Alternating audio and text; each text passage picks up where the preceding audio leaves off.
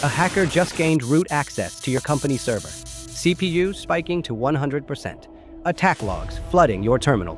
You have 30 seconds to stop them, but you freeze because you don't know the one Linux command that could save everything. Here's the brutal truth. Most cybersecurity beginners fail not because they lack hacking tools, but because they never mastered Linux. Today, you're getting 30 essential commands real defenders use in live incidents, plus 5 bonus commands at the end that could save your career. Comment hack sheet below for your free printable cheat sheet. Let's start. When alarms go off, these are the commands that decide whether you detect the breach or miss it entirely. Command 1, top htop. Top shows real-time processes. Think of it as a heartbeat monitor for your server. If a miner like XMRig hijacks your CPU, top will scream it out. Htop is the same, but color-coded and way easier to read. Many ransomware groups start with resource-heavy scripts. If you miss this, you miss the first sign of infection. Command 2, PS. This is your surgical strike. PSAUX lists everything running legit or malicious. Pair it with grep and you laser focus. PSAUX pipe grep SSH shows every active SSH session. Why it matters? Because attackers often hide backdoor sessions in plain sight. With PS and grep, you see the ghosts in the machine. Command 3, kill. Found a rogue process? End it, now. Kill-9 process ID slams it dead. But here's the drama. This is only stopping the bleeding, not curing the infection. Imagine malware exfiltrating data at 2 megabytes per second. Every second you wait is another database gone. This command buys you time. Command 4, uptime. Harmless looking, but powerful. It tells you how long the system has been running. If your production server suddenly shows 10 minutes uptime, but you didn't reboot it, someone else did. This one exposed a live privilege escalation in a real SOC case I handled. It looked like a patch reboot. In reality, hacker restart. Once you've contained the chaos, you need to explore like a detective inside a crime scene. These commands are your flashlight. Command 5, ls-l. ls lists files, but ls-l shows details like permissions, ownership, and modification dates. In cybersecurity, those details can be the difference between safety and disaster. For example, checking the /etc/shadow file, the one that stores password hashes. If it's readable by everyone, attackers don't even need an exploit. They can just walk in. Command 6, cd, change directory. It sounds boring, but in the middle of an incident, speed is survival. If an attacker is brute forcing your SSH, the evidence lives inside /var/log. One quick cd/var/log takes you straight into the crime scene. Every minute wasted costs you precious time. Command 7, pwd, print working directory. It simply tells you where you are in the file system. Why does that matter? Because during chaos, you don't want to think you're cleaning up malware in /tmp when you're actually inside /home/prod. One wrong command can wipe production data. pwd is your GPS. It prevents catastrophic mistakes. Command 8, mkdir-p. This builds directories, but in cybersecurity, it's about structure. When I investigate breaches, I create a folder like mkdir-p/analysis malware samples. It keeps logs, configs, and malware evidence organized. In cyber forensics, neat evidence means your investigation holds up. Command 9, cp, copy files. It sounds simple, but it's a lifesaver. For example, cp sshd-config backup. This makes a backup before you edit SSH settings. One typo in sshd-config and suddenly your whole team is locked out of the server, while attackers are still inside. Always copy first, edit second. Command 10, mv, move or rename files. Defenders often use it to rotate logs. For example, mv access log to access old log. That isolates old evidence, gives you a clean slate for monitoring, and preserves the forensic trail. It's not just file management. It's part of incident response discipline. Command 11, rm-i.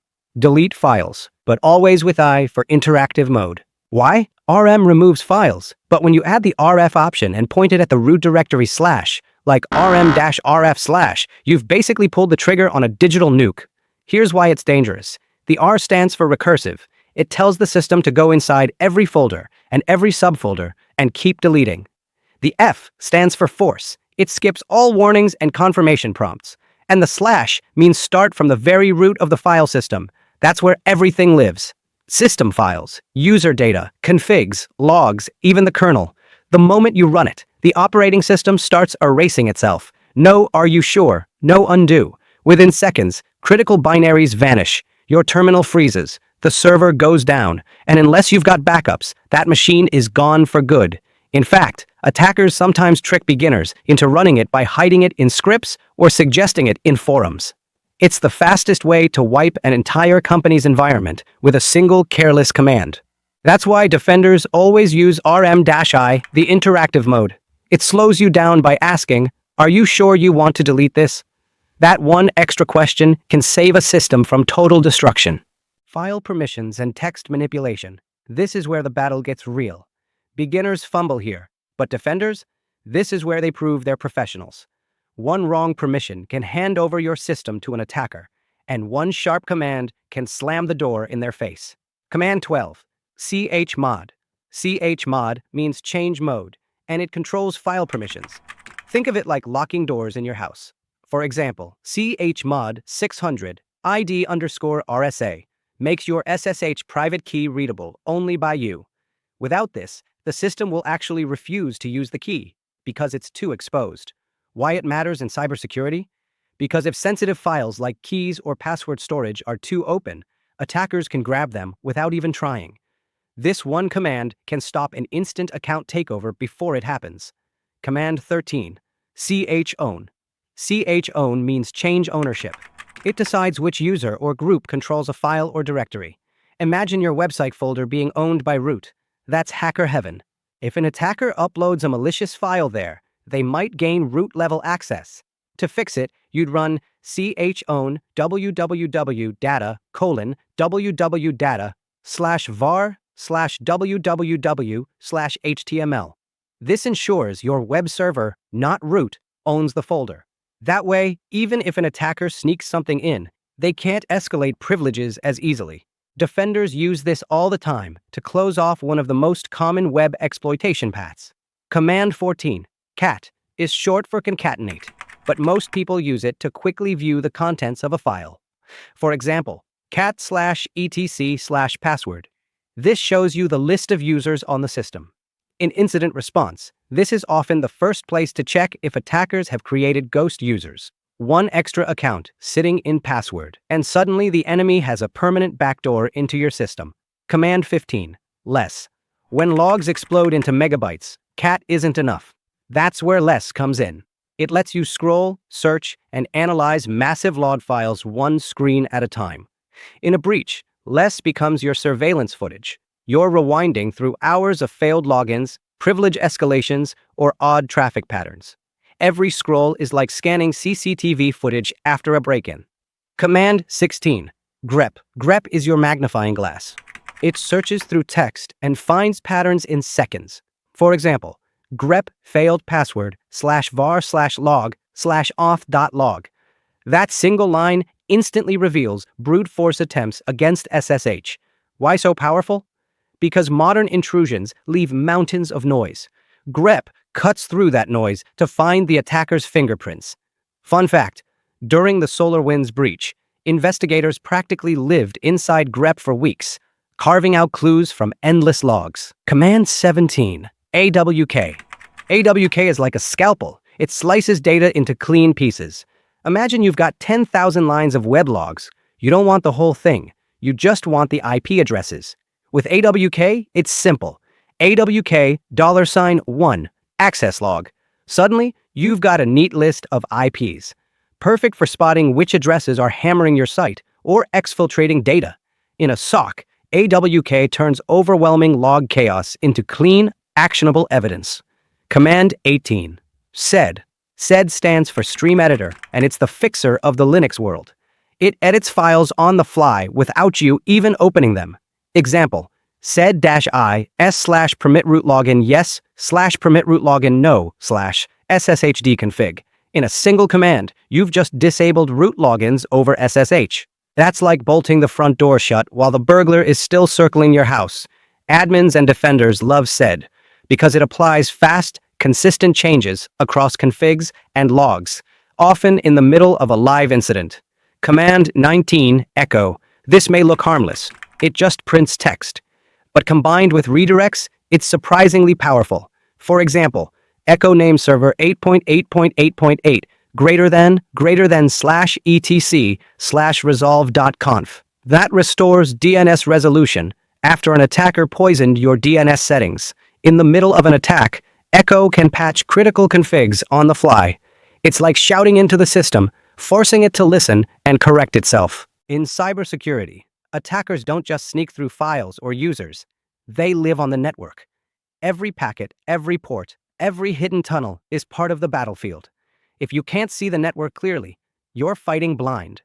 These commands turn the fog of war into a map. Command 20, ping. Ping is the most basic connectivity test, but don't underestimate it. When a user shouts, "The site is down," ping is your first weapon. Example, ping-c4, google.com. If you get replies, the path to Google is alive. If it fails, maybe the internet connection is broken, or maybe attackers poisoned DNS, so names no longer resolve. In a SOC, ping isn't just about testing. It's about quickly separating noise from a real incident. Command 21, curl. Curl, with the capital I option, pulls just the HTTP headers from a website. Why does this matter? Attackers use it to fingerprint servers. What web server version are you running? What options are missing? What's exposed? But defenders use it too, to check configs and spot misconfigurations. For example, run curl-I, https, google.com, and check if the header X-frame options is missing. If it is, attackers can perform clickjacking attacks. One missing header equals one new doorway for hackers. Command 22, wget. Wget downloads files directly from the internet into your machine. In a lab, this is how you grab forensic tools or malware samples for safe analysis. In a real SOC, wget is used to pull down indicators of compromise, like updated malicious IP block lists, without leaving the terminal. But beware, attackers also abuse wget to download malware from their command and control servers. If you ever see wget being used in production at odd times, that's a red flag. Command 23, ss. SS lists sockets. In plain words, it shows which ports are open and what services are listening. Think of it as a port scan, but from inside the machine itself. Run ss-tulnp, and you'll see every active port with its process. If you suddenly find something listening on port 1337, or worse, on a high random port that no service should use, you may have just uncovered a hidden backdoor. This is often how defenders spot reverse shells or malware quietly waiting for attacker connections. Command 24, IP. IPA displays all network interfaces and their IP addresses. It's like a snapshot of your machine's network identity. One time, I caught a rogue virtual network interface created by malware to secretly tunnel data out of the system. Without IPA, it was completely invisible to normal monitoring tools. Cybersecurity isn't just about what's obvious. It's about spotting the extra suspicious entries that shouldn't exist. Command 25, traceroute. Traceroute maps the journey your packets take across the internet.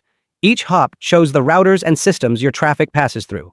Run it against a trusted site, and you'll see a clean, predictable path.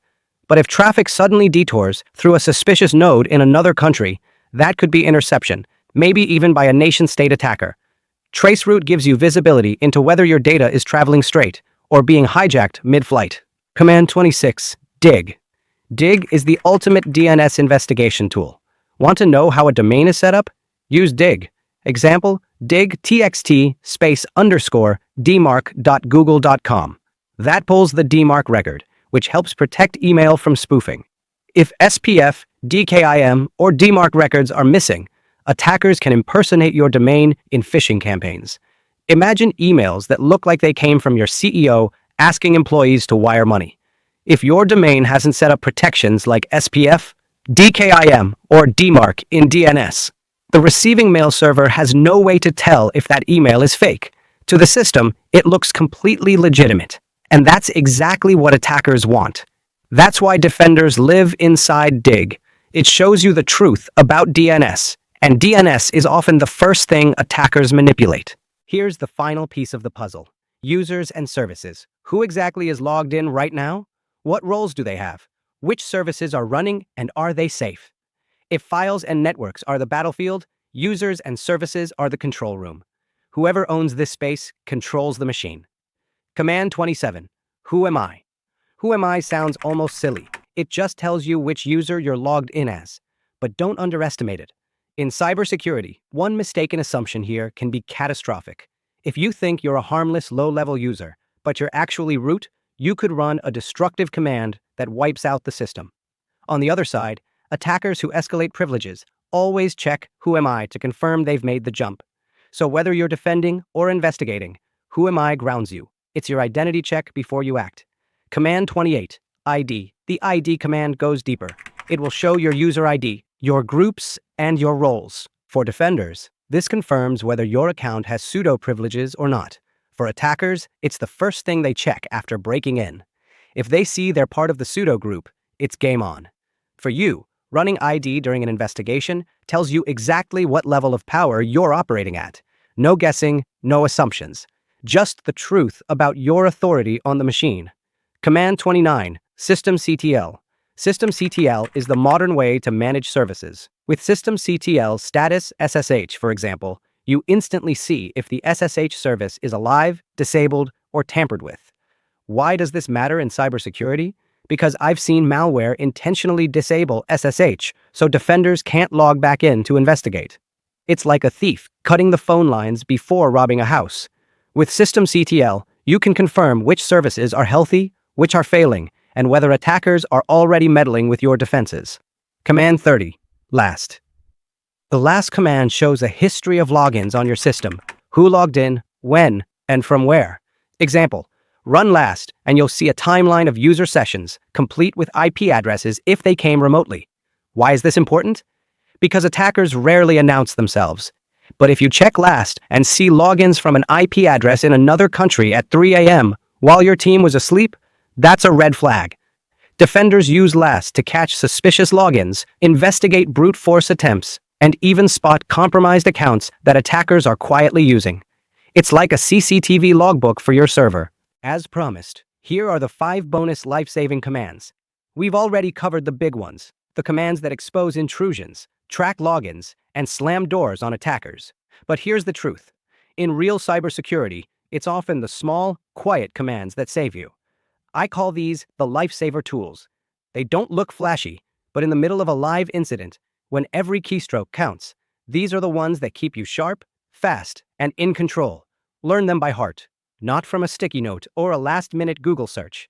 When the network is burning and alarms are screaming, these little tools are what keep you from fumbling and let you fight back. Let's dive straight into them. Man command. Man is the built-in manual for Linux. Example, man grep. Why does it matter? Because when an incident explodes at 2 a.m., you don't have time to Google. The manual is always there, even offline, giving you the syntax, flags, and options on the spot. In a crisis, man can be the difference between fumbling and fighting back. Command apt-get update and apt-get upgrade. This one keeps your system alive. It updates your package list and upgrades vulnerable software in one go. Unpatched servers are the #1 entry point for ransomware groups. One outdated Apache server, one unpatched kernel, and attackers are in. By running this command regularly, you're building an invisible shield around your machine, closing doors before anyone can even try them. Command history. History shows every command typed before you. For defenders, it's a roadmap of your own investigation, so you can retrace your steps or document evidence. For attackers, it's a trap. Many red teamers forget to wipe the history file, and defenders catch them because history reveals every malicious command they ran. It's like finding the burglar's footprints still wet on the floor. Command which tells you where a program actually runs from on disk. For example, which SSH. If it points to /tmp/ssh instead of /usr/bin/ssh, you've got a problem. That means malware may have swapped out your real binary with a fake. Attackers love this trick, replacing trusted tools with poisoned versions, which is how defenders call their bluff and expose the imposter. Command sudo. Sudo, short for superuser is probably the most critical Linux command you'll use day to day. It lets you run commands with elevated privileges without fully logging in as root. That means you can install software, change configs, or restart services safely with a record of what was done. In cybersecurity, sudo is both power and responsibility. Defenders rely on it constantly, while attackers spend much of their effort trying to abuse or escalate into sudo. You might have noticed I've already used sudo several times throughout this video. And that's the point. It's everywhere. Think of it like a master key. In the right hands, it keeps systems secure and maintained. In the wrong hands, it unlocks everything for an attacker. That's why every defender must understand, respect, and control sudo. If the first 30 commands make you dangerous, these last 5 make you unshakable. Learn them, practice them, and know them by heart. Because when the attack comes, and it will, hesitation is the one thing you can't afford. Linux is everywhere in cybersecurity. Master these commands, and you stop being a beginner. You start thinking like a pro. Comment hack sheet below for the free cheat sheet. And don't forget to subscribe, like, and share this video so more defenders can level up. Stay sharp, stay curious, stay secure. But let me leave you with this. These 30+ commands aren't just technical tricks. They're the foundation of real cybersecurity. Every SOC, every red team, every incident response case, Linux is there. Servers, firewalls, cloud machines, even the tools attackers use, all of it runs on Linux. If you can't navigate the terminal with confidence, you'll always be a step behind. But once these commands are second nature, you stop fumbling with syntax and start thinking like a professional defender. That's what separates beginners from the people who actually get hired, trusted, and relied on when the alarms go off. So, comment hack sheet. Get the free printable PDF with all 35 commands and their real-world use cases. Keep it close, practice daily, and burn it into muscle memory. Because Linux isn't just an operating system, it's the battlefield, and these commands are how you survive it. Stay sharp, stay curious, stay secure.